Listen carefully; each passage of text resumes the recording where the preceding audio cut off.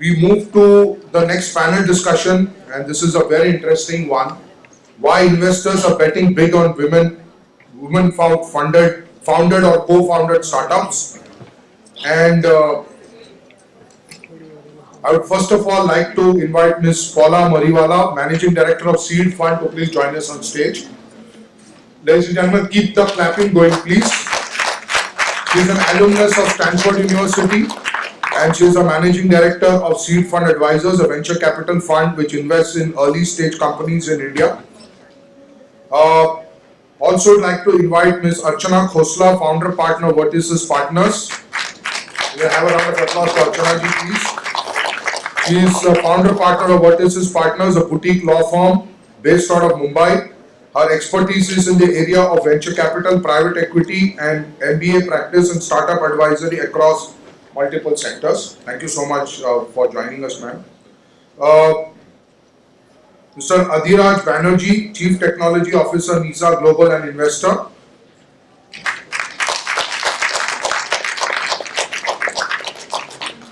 So this is the first panel discussion where we're going to have two men on the panel. Who's the date? Yeah. So Mr. Banerjee is the CTO of Nisa Global and is based in Mumbai. He has extensive consulting experience and for over 10 years has worked with organizations like P&G, Accenture, Oracle, Deloitte and a few others. Thank you, sir. Thank you so much for joining us. Mr. Anshul, Chief Executive Officer of Oceans Bridge LLP. He is the CEO and Managing Partner of an investment bank, Oceans Bridge, with presence in India and overseas. He is also an angel investor who mentors new startup companies and helps them incubate and raise funds. Anshul recently got the 40 Under 40 Alternative Investment Professionals in India Award on the 16th of January 2019. So as recent as this year. And this wonderful discussion is going to be moderated by Mr. Vinayak Burman, who is a Managing Partner for Vertices Partners. Mr. Vinayak is the founder and managing director of Vertices Partners, a boutique law firm. His expertise is in the area of venture capital, private equity, and MBA practice and strategic acquisitions across multiple sectors. He has been ranked by the Chambers and Partners Asia Pacific 2015 and 16 as the up and coming lawyer in the corporate and M&A and private equity practice. Thank you, ladies and gentlemen, for being with us on this panel discussion. Over to you, sir. Thank you, my friend.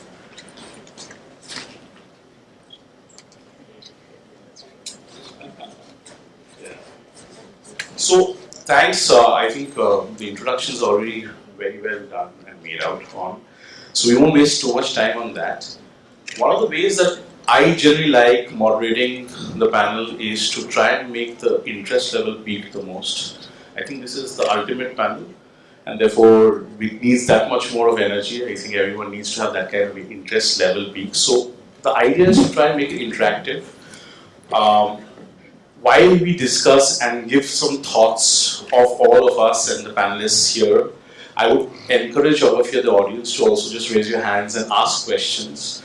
Let's make this a takeaway at the end of the day, because I would want and would prefer that, at the end of this panel, we go with the thought process that everyone's learned something, interacted a little bit, questioned each other, and come back with something to say, yes, this has been exciting and interesting. So I hope that's okay with all the wonderful audience members here. So on that note, let's try and make this as innovative as possible. So I'll start with you, Paula. It's a very interesting hat that you wear. You've seen cycles, you've seen from seed stage to venture stage, you've looked at the investor's hat, you've probably also been, advising entrepreneurs in various scales as an early stage investor. What's been your particular experience in terms of the actual essence of gender diversity? Because one of the topic, at least the topic that when I was discussing with Bhavesh was that the Y should actually be changed to R, because that's the question that I had in my mind. So what's been your experience over the last few cycles, if I may use the word cycles of, let's say, 8 to 10 years? Do you see this as a consistent problem? Do you see that there is a chance of evolution? Do you see the numbers increasing to a great extent? And given your experience with the Bay Area and the West, do you see any difference in thought processes in the West versus India?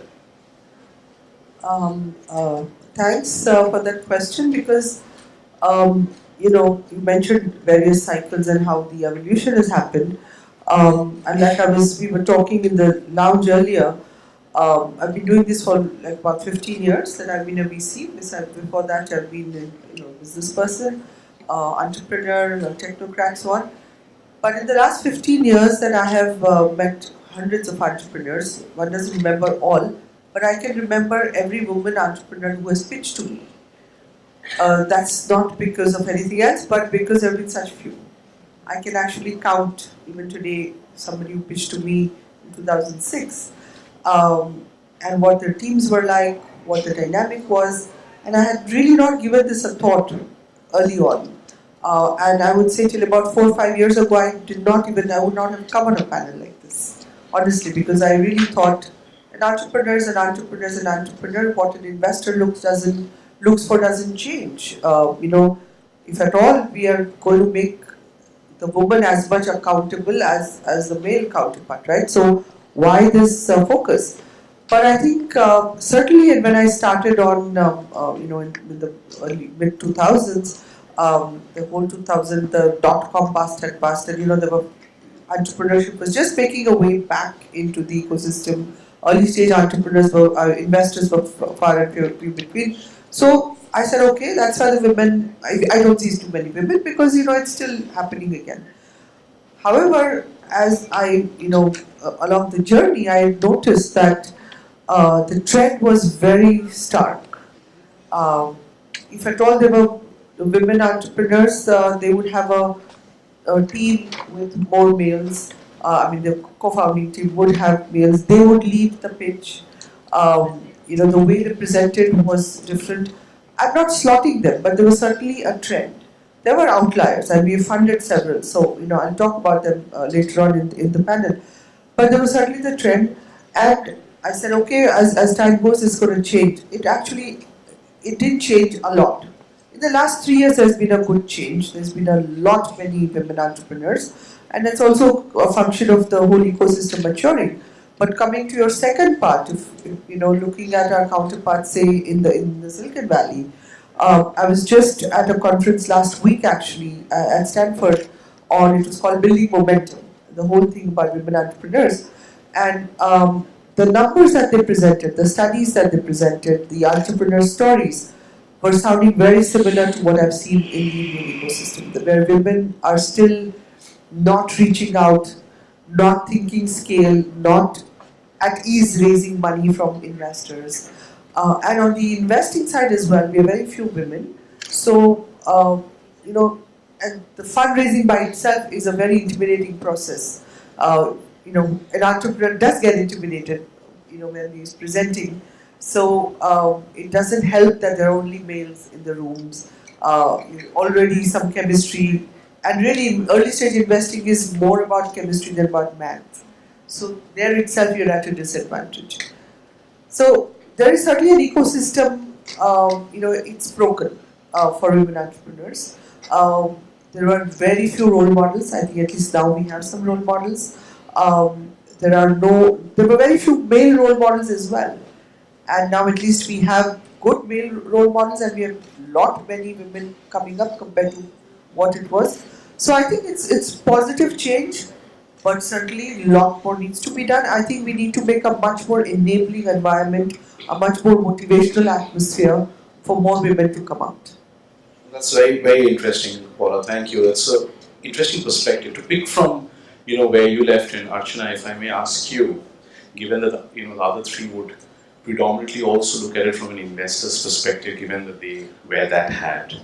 In your last 15 years of experience of advising several entrepreneurs, several investors, do you believe, and if I may use the word, there's sometimes a dichotomy where one says that yes, you should not bring in terminologies of, shepreneur or woman entrepreneur per se, just use it as an entrepreneur.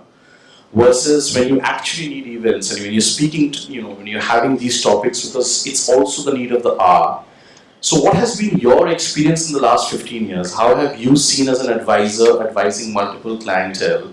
Does this as a problem exist at the very root? Is it more of a mental problem, or is it a a societal problem that's happening? And what has been your take on it?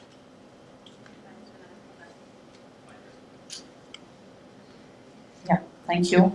So like Paula said, I've also experienced a similar situation where out of my clientele, I would say majority of them are male clients and less women entrepreneurs. Having said that, I mean, even if you look at statistics, like if you look at 2018 and even the first quarter of 2019, you will see the trend to be very disappointing in terms of, especially if they're all women-founded teams, the funding there has been minuscule. I would say something about 0.63% in the larger scheme of things, which is absolutely small. And however, there is some growth we see when we consider companies which have women as co-founders. So there has been a slight growth. I would say there's been a little rise over what we had in terms of 2017, which definitely helps in changing perceptions. And we are looking at, the other thing I saw was there has been a great rise in Series B, C, and D rounds, which helps in validating the fact that women-led ventures can scale. So that has been a good change. But if you really look at it, the level playing field is not even, it's absolutely uneven. We have the proportion of women versus men is much lower. While there is a glimmer of hope, but there is a lot more we need to see. In terms of the second part of what you asked, in terms of what could be the reason or what are the challenges faced by women, I would say it's a combination of a lot of things. Starting from something as basic as, our childhood, what we grew up with. We grew up hearing in terms of what a man can do or a woman cannot do and what are the differences, the way you were raised. So I think that is something which has a huge bearing in terms of what we are today. And once you break that, you try to unlearn all of those learnings, you try to create something of your own. The challenges don't end there. Once you've unlearned that, the next challenge is in terms of the actual problem of dealing with the situation of balancing between home and work. I mean, this is I think phenomena most of the women would be dealing with. And if I talk about my own experience, like I'm an entrepreneur, I started my venture 3 years back. And I just had a baby a couple of months back. So I'm dealing with this problem where, in spite of doing the best I could in terms of taking care of my child as well as taking care of my venture, I put in all the processes, be it at home, and I thought I did a very good job. But when I come back from work in the evening, there's a very learned gentleman in the lift who would look at me with disdain and say that, how come you're coming from work? You have a small baby to go to. So, that's the time you feel that why do I have to justify to him as to what all I've done? Why do I need to prove to him that I've been a good mother and I've been a good entrepreneur? So these are societal issues which I think we all deal with on an everyday basis. And to add to that, the investor community are largely male dominated. So that connect is not there in a lot of situations. As Paul also said, women tend to feel intimidated in a crowd, in an absolute alpha male dominated arena. So I think it's a combination of all of these challenges. I like the terminology that we are already assuming that the men are alpha here. So let's now place this question to both of you gentlemen, and it's a common question. And from an investor perspective, if Adhiraj and Anshul, you could give your views. Do you believe that women actually face that diversity, whether in the form of lack of enthusiasm, lack of exposure, lack of tolerance when they actually go to pitch to an investor? From an investor's perspective, what has been your experience over the years? How do you see, and in what way do you believe that the investor community can actually do something better to increase the ratio of women founders becoming more and more successful? Alright, so on a starting note, happy Mother's Day to all the women out there in advance for tomorrow. And about the challenges that women face when they're pitching to investors, I think ma'am covered it very well about how there is differences in semantics when women are pitching to so-called alpha males. But there's a very relevant case study which I would urge you to read, which is called "Who Gets Hurt and Why," which was a case study by HBS, and it was an eye opener because there are certain ways in which men interact with each other just because of our wiring, and the way women interact with each other because of their wiring. One simple example was hierarchy. So men have been playing hierarchical games since childhood. We're comfortable doing that. You know, even when we're playing sports, there's a captain and a vice captain and so on. It's a natural progression. We're comfortable in hierarchy. We like hierarchy. And women, on the other hand, when they communicate to each other, are more flatter in their communication because through their childhood, they've not had those hierarchical games, right? So now you bring that onto the workspace and then understand the construct of logic when a woman and a man interact on an idea. The genesis may be, or the root of logic may be the same, but the justification takes on a very, very different route. So, where a man would use, you know, a lot of, not as much abstraction as a woman would. A woman's a lot more abstract when it comes to, you know, understanding of risk and stuff like that. And that, unfortunately, has been taken as a negative, that women cannot deal with numbers, women cannot deal with, you know, things like that. Women can deal with design and, you know, everything else, which is a negative, because then if you start role playing to an investor, if somebody who's pitching to me starts role playing and falling into those labels and saying, okay, I'm not that good at numbers, there are a lot of women who've told me straight up while pitching with me, I'm not great at numbers, I'm not comfortable with numbers. My co-founder will talk about numbers because he's a CFA. And a lot of women, when they're going out looking for co-founders, will look at engineers because they're good with numbers. They're looking for people who know technology. The first thing that they look at is, will my co-founder be able to do math? Everything else is, you know, all right. So if you play into those roles, then the kind of questions and you're shaping the dialogue with the investor. Right? The investor doesn't have a preconceived template of a conversation when he's having a conversation with you. But this is the nuance of the conversation. But it's wherever you're going to lead it. If you're leading it into a conversation that's not going to talk about numbers, then unfortunately the investment is, you know, the investment is a root cause. It's a fallout of the quality of conversation. So, my advice to women entrepreneurs is stop playing to the labels that people keep putting onto you and moderate the quality of conversation to whatever your strength is, because that's something that's lacking, at least in the early stage, that I've noticed so far. Thanks, Adhiraj. So, Anshul, if you could also give your views on that, and just to pick from what Adhiraj said. So, do you think also that, in a way, is bracketing and creating a construct of a bracket mentality to say that because of the way women from the early stages, be it in terms of school, the sports, the logic, etc., has a bearing on the math, or do you think it's something which still could be very natural progression? You know, it could be self-taught, because in my experience, and I'll tell you this, and I can tell you, and it's a very factual point on what the panelists said. In the last 17, 18 years, I would have done 800 transactions, and I would have represented multiple entrepreneurs and investors across that. But women entrepreneurs were probably a decimal point of those. So, is that a natural progression? Is that a ceiling that can be cracked, or is it again something that is going to be a very, very realistic problem? So, thank you so much for having me here, and good evening to everybody. So, a couple of things I would just like to go back in my career, and I started my career with Deloitte, worked with them during my CA days. My first reporting boss was a lady, and my elder brother told me that be very careful. She would pick on you, for no reasons, and I said, I've never seen that happen. At least it's been 2 months been working with her. So my mother's been an entrepreneur, and I've seen her struggling initially. Last right now she's been it's been almost 35 years. So post Deloitte, I worked with Spandana Microfinance. Again led by a lady called Padmaja Reddy. Now it's a almost 40,000 crore company. Working with women, self-help groups, groups, then the joint liability groups.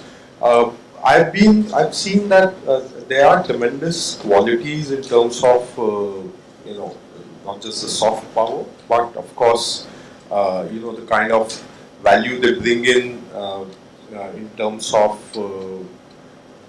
various things, the add-ons which. So I personally have made 17 investments. Out of them, 4 have been have had women co-founders. So yes, the number is less, and out of those 4, I think 2 were having majority or larger number of shares because of their husbands working.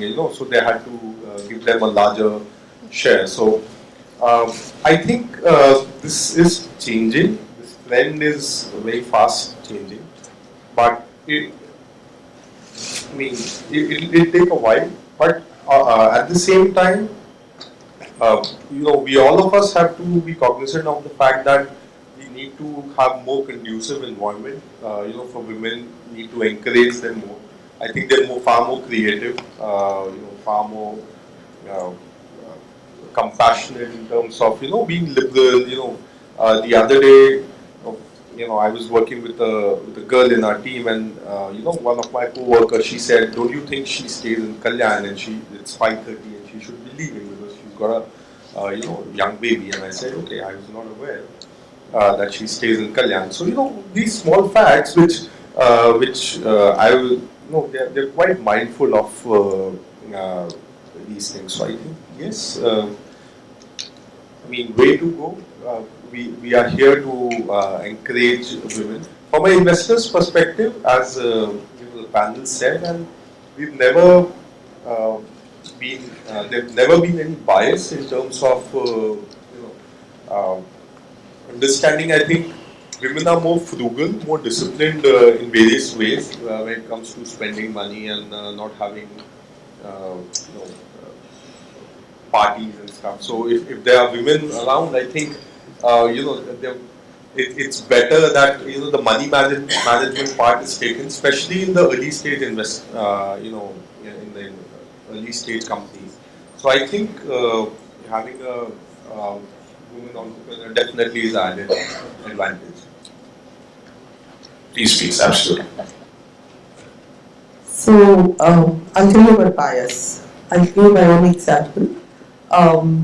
I had a very good woman entrepreneur, woman founder who pitched to us. We had discussed at length. The IC had, after much deliberation, agreed to invest, and we were drawing the papers, we were doing the term sheet and so on. So she came to sign the term sheet, and she was just talking that, and then next month when I'm gone, for my wedding, and I said, "Oh, you're getting married." So, and she was like 26 years old. So she said, "Yeah, next month I'm getting married, and but everything is taken care of. I'm only gone for so long, and she thought I was worried." I literally pulled the term. This is me. I pulled the term sheet back, right? And I said, "But I didn't know about this." So my assumption was that now that she's getting married, all her priorities are going to change. And I need, in early stage, you need 200% of the entrepreneur. You've got to work 48 hours a day, kind of thing, right? So I said, "Where is your husband? What's, are you going to move? Or, how is that going to impact the team?" So already we thought that there were issues because we were worried how she's going to build a team. It's a rural India place. So all the more difficult for a woman in a patriarchal Rajasthan society. So I literally pulled it back and I said, "Okay, we have to just have some other discussions." Of course, I didn't reveal. And very recently I told her this. We were both on a panel and I said, "Actually, I have to tell you this." And I had another woman partner. So we were like not a typical firm. But bias is there. I mean, just before that, before she had come in, another entrepreneur of ours from our portfolio company had come and given me his wedding card. All I had done was to instruct the office to send him the gift and to see if we, to schedule our visit there and so on. I had not batted my eyelid. Okay, this is societal, but it's also practical hat of the investor saying, what if now I'm committing my LP's money, now what if she suddenly decides this is not my thing? But as far as commitment and resilience are concerned, I have a very large portfolio of companies. I have not seen women anybody handle it better than all my women teams. Their resilience is immense. The commitment is immense. The balancing is immense. I completely disagree that that they're not good at numbers. They learn. This woman didn't know anything about numbers. In her sleep she'll tell you the numbers. So these are also things in our mind. Okay, if it's a creative person, there could be a male also who's a filmmaker or an artist who may not have the same math inclinations. I think this is wrong to assume. I think it's our mindsets. Also, I think where women can do better is to be more assertive. We are not trained, and this is also a similar thing in other cultures, even in places like Silicon Valley. We are not trained to be more assertive, aggressive. You'll always get the projections from, and again, this also, it's not good to slot, but from many all-male teams, depending on the backgrounds, you get very unreal projections, right? Or scenarios which are completely unreal. So I think women have to sort of strike a balance there and so be smart about it. Never be untrue to yourself. Be yourself, and it's fine. Your empathy is your trump card, I think. Not that all women always have it, but I think by and large, it's certainly something. Also, you can take advantage. There are times when you can get things done simply because you're a woman. You can convince somebody. You have the persuasion powers which are more natural. You're able to multitask much more, just the way we're brought up. You can smell hierarchy. It's not because you've not had leaders, but you know how to break it. Because you always had to reach to my office to pitch, you've probably done that. So I disagree that it's something that we should slot in that, okay, this is because of leadership. I think you have to just believe in yourself and just go for it. And if women do that, just like a male entrepreneur, I think you can do it. You have to believe in yourself and also be open about what you don't know. I mean, most of I'm sorry, but the IIT teams, they have no clue about HR. They have no clue about managing teams. I think all of us have seen the disasters that have happened when you don't know how to manage them. Much worse than delegating to a CFO. So I think we have to also, on our side, get rid of all of this. But certainly biases exist. I think, like I said, 3 years ago, I would not have even covered a panel like this. But I have noticed, and I think we should acknowledge that the 0.8% or some such number cannot be too representative of the potential of women entrepreneurs. In fact, to pick up on the bias bit, and I'll give an example at our end, from what is this perspective? Almost 50% of the team are women today. But as an entrepreneur, I'm giving an example as an entrepreneur. As an entrepreneur, even today, if I have to hire a lady, I will at the back of my mind have 2 questions which I will ask, which is that, are you planning to get married soon? Or are you planning to have a family soon? Now, one may go across and say, how does that even have an impact on my credibility? How does it even have an impact on my job? But from an entrepreneur's perspective, I'm hiring a person for a particular performance, for a particular role, and I expect a return on that role based on what's being offered.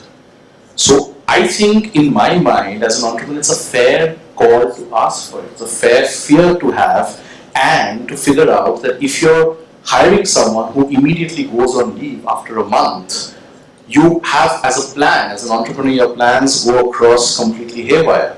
So a lot of people may have it offensive to say that why would you ask something like that? But in my mind, I would not even treat it as a bias. I would actually take it as more of a holistic cause of concern, but I'm also being transparent with the person that I'm trying to hire. Now, in that same tone, Archana, from your perspective, does diversity actually matter? I mean, what are the true challenges? You've seen so many women entrepreneurs, you've advised so many of them. If you beat it down to the core, what are the true challenges that women today face, and how do you think we could find some ways of mitigating that? And post which I would like the audience to also be able to participate and ask your questions, shoot your doubts, discuss a few of your thought processes around it, please. So I think, like we all agree, there are unconscious biases which do exist. And as I had said before, the challenges are innumerable. It's a combination of a lot of challenges from childhood to the perception of everybody which we are trying to change, to dealing with the actual problem of balancing between home and work front. So I think these are actual challenges, like, and I mean, we all need to deal with it as an employer, as an investor. We'll obviously be worried if the woman suddenly decides to go on leave. So, I mean, that's something probably as women we need to be honest about what our plans are. Once we start doing that, probably the credibility and the trust factor would increase, and that might help in eliminating some of these problems. So, yeah, I think that's what it is. Thank you. So, do we have some questions from the audience? Yes, please, ma'am. Can we have a mic there, please?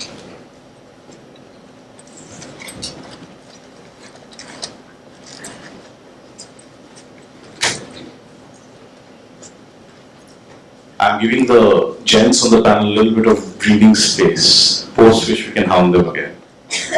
I think I'm loud enough. Yeah, you can press the I bottom can ask a switch. question like that only. So, while I hear about biases and Who are you addressing this to, please? to the panel actually. All right, in general. So the questions for all of us, so Because anyone. everybody's spoken about biases, and I've seen biases. When being a woman entrepreneur, I've seen biases of a different kind. While everybody's opening up to helping, nurturing women entrepreneurs, my experience is when they look at women entrepreneurs, they look at women entrepreneurs doing things at a much smaller scale. So when they look at women entrepreneurs, they're thinking that they'll do something on the softer end, something more in the social kind of space and stuff like that. For the recording. So the bias that I've experienced is that they don't look at women doing something really big. They're always looking at women doing something very, very small, and they have a softer corner to fund and support women who are doing, social entrepreneurship more than anything on a large scale. And my constant battle is how do you beat that? Sure. Paula, do you want to take that So, first? yeah, I'll tell you a counter story. I had a team come in, two young guys from IIT, and me and my colleague, she was also a woman. We were sitting in the conference room, and they came in, and they firstly they assumed that we were the assistants and not the partners. And then I said, "Well, get started," and I gave my card, and so he says, "Well, I don't have a social impact company." So because he assumed that I would only be funding social impact. So I think the answer is simply just show to them that you can do something else. I mean, let's break this. There are enough women who are doing this. So I think we just got to break it and say, well, I'm sure there are other men and women who'd like to do this. I want to do this. So I can do tech, I can do whatever, let's just break it. Archana, your thoughts? I think women need to be more assertive, and the more you talk about what you do, the more you're confident in what you say, things will change. And if you look at 2018 also, things have become better. There has been a spread across sectors, and funding has not been limited to just ventures which are associated to women like food or jewelry. We are looking at e-commerce, we are looking at fintech now. So women are going a long way in technology as well, much against the regular belief. So I think we just need to just shout out loud and talk about what we do. That's where we are lacking. We also need to, what I've heard some of my women entrepreneurs say is that men tend to overcommit and women just talk about what it is. So I think there needs to be like a midway there. We're getting bashed up, as you can see. Adhiraj, your thoughts? So the only way to beat a bias is through pure rationality, and example of today's, like when I was saying that don't play to people's biases. If they're labeling you that you don't know numbers, don't try and get a backup and stuff like that. That was immediately misinterpreted as me saying that women don't understand numbers, right? So if your biases about other people's biases are so strong, you will start playing into those labels even stronger. So the only way to battle that is through absolute rationality. There is no space of debate when you're talking about scale, if that was your question. Then how do I beat the bias that that an investor will think that a woman entrepreneur will only do something at a small scale? The only way to do that is by showing rational case studies, rational numbers, and having a purely rational conversation about the scale of your idea on its merit alone. Don't play into the bias of a bias of a bias and so on and so forth. Anshul, any thoughts? So I think I totally echo Paula's voice, and when she said that uh, you know that she was not sitting there to for a social venture. So similar thing, I think just be yourself. Rationality is what is needed, and I think the power of yourself believing in the idea, the way you pitch and the way you run the company, that would be that would suffice. There's nothing extraordinary that you need to go out and prove. Just be yourself. Believe in what you do. The rest will be taken care of. Thank you. Thank you. Any other questions, please? Yes, please. My question is a number question. It can be addressed by anyone. So, is a single founder better, or is having two co-founders is better? So, I'm asking for how the numbers look like in the Indian context. And if it's two co-founders you're talking about, is it the female which have got more of investing? Is it a male-female team which has got more of investing? Or is it a male-male team which has got more investing? So I'll try and address that first, and then you all can add to that. Okay, so on a construct basis, very simple. The guys are, why would you want me to be a co-founder? Just out of curiosity, now that I'm going to do it. Like, sir, one IIT is equal to 1 crore in valuation at an early stage, right?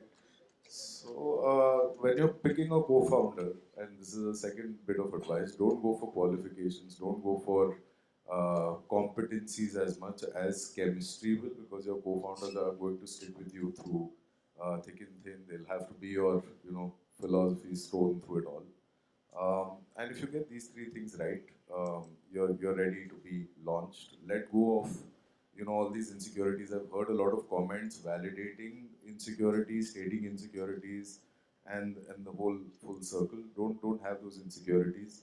In that, just take a leap of rationality and see where it takes you. Thanks, Archana. My advice would be you should spend a lot of time nurturing your networks. So networking is very important. The more you interact with people, the advice you get from people, mentors, that really helps in your business. Try spending a lot of time doing that. The other would be to keep educating yourself, because the idea is not just to demand parity with men, but we have to be at high levels of competence. So keep doing that on an everyday basis. And the third would be self-belief. I think half the battle is won if we believe in ourselves and we say it out loud. Paula. Yeah, I think Archana said it quite well. I think let's just focus on why we're doing what you're doing. Believe in yourself, and really just move forward. There are many obstacles everybody gets in life. There are biases of all kinds everywhere. There are obstacles of all kinds, and entrepreneurship is certainly the most littered with obstacles. So just be ready for it. Whatever you're doing, I think if you believe in yourself, pick up yourself and move forward. Really stay focused on that, and I think we have to, sort of filter out all the other noise around and move forward. Set small goals. I think small milestones, they all add up. Take it one day at a time. Put weekly goals, monthly goals. Don't just start thinking what will happen, where will I reach. You can always overcome shorter goals, smaller goals, but think big. You must think big. Whatever your scale that you want to achieve, don't dilute it because you feel that everybody's going to turn against you. No, I think if you believe in yourself, set the goals high, you can do it. So I think working with emotional intelligence, is what is the best thing. I'm not saying that there are irrational decisions being taken, but being emotional is one of the biggest strengths of women, and channelizing that energy in the right direction in decision making, I think, would be the best possible thing that can be done. And I think women have been the best teachers, our mothers, our sisters, wives, of course. Wives teach all the time. So, but yeah, I think that's channelizing your energy in the right direction would be the best thing. My two bits on this, of course, he's a risky man living a risky life. He just said that. But I think one very important thing that all of you need to take back home, which I personally believe in, it's not just a part of this economy, right? It's across economies, it's across people. There has never been a situation where you will actually be able to escape short-term pain for long-term gain. You can factor it across every facet of your life. Now, as simplistic as maybe I'll put my personal construct in, that if I have to go through a keto diet and not eat anything, is because in my long term, I believe that's something I'm going to achieve, but my short term, I'm not really happy. Likewise, the simplistic element in real-time life, as entrepreneurs, and I keep emphasizing as entrepreneurs, forget the construct that you're women. You're an entrepreneur. You believe in your dream. You want to do things differently. You're outside of the box as it is because you don't want to do a job. That itself makes you special. The life and the journey of an entrepreneur, be it a man or a woman, is a very, very lonely journey across. And you have to come to terms with the fact that you will go through short-term pain as long as the end result is long-term benefit. So be focused, love what you do because you're doing something special, you're believing in it, whichever be the sector, whichever be the problem you're trying to solve, whichever is the product. As long as you believe in it, as long as you know you can do that particular aspect because that is what you're meant to do, I think hurdles one by one, the way the economy is developing, the way the society is developing, the way the social circle and element is developing, all of these after a while will be like a dominoes effect. So believe in yourself, believe in the fact that short-term pain will actually give you long-term gain. So that's my takeaway on this. I think we'll switch on in terms of the panel. I think that's off. If there's anything that you would want to ask the audience or any last questions, I leave it to you. We have to wrap up now. Wonderful. He just told us we're very boring. Thank you very much. Not at all. I think you were amazing. It is just that we have been a little behind schedule and we just need to kind of wrap it up as quickly as possible. So thank you so much. But I would say that this was a very historic panel discussion today because men finally found their voice in this women's forum. And thank you, sir. Thank you for a wonderful job. Sang the tune that was meant to be sung. Yeah, thank you so much. And actually a very critical panel discussion, I suppose, because after this is going to be a pitch session after the motivational speaker, after Zenobia ji. So I think there will be some ideas pitch sessions can also take from this. Thank you so much. And there was a stalwart panel which is sitting in front of us, ladies and gentlemen. Can you please hear it? Thank you. Wonderful panel. It was an honor to, thank you. Please. It's an honor to have hosted all of you and had this panel discussion. Thank you, each and every one of you, for your time. I would now like to invite Manali Agarwal from Pepper Spray Studio to please join Mr. Vinayak also. Both of you could do the felicitation for the panelists, and then ma'am, you can felicitate Mr. Vinayak.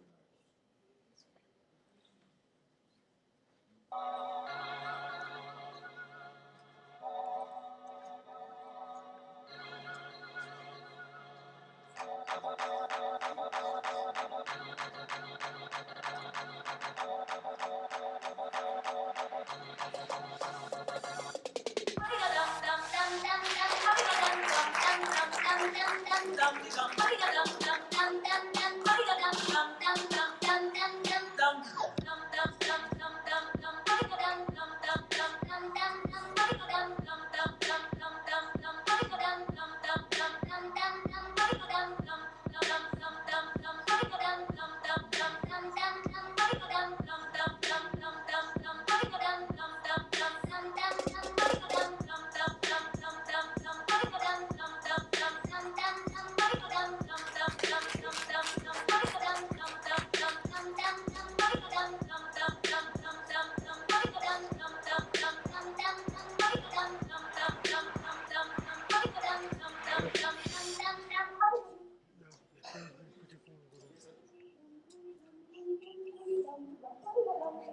Conference चालू છે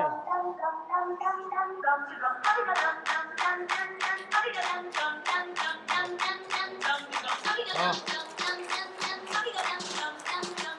હા થઈ જશે હા હા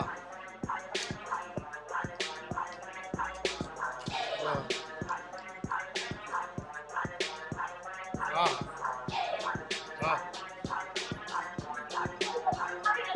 હા કરું phone કરું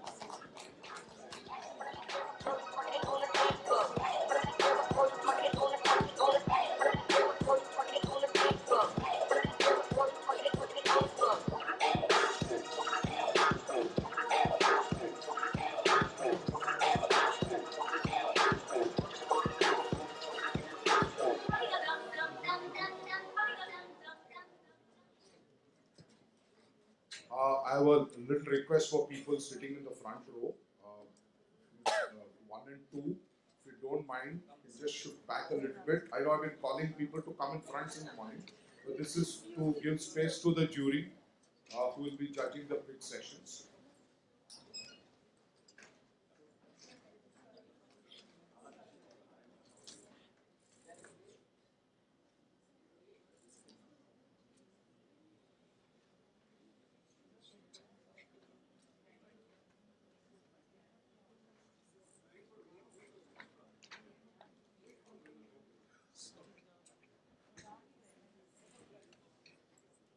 થેન્ક યુ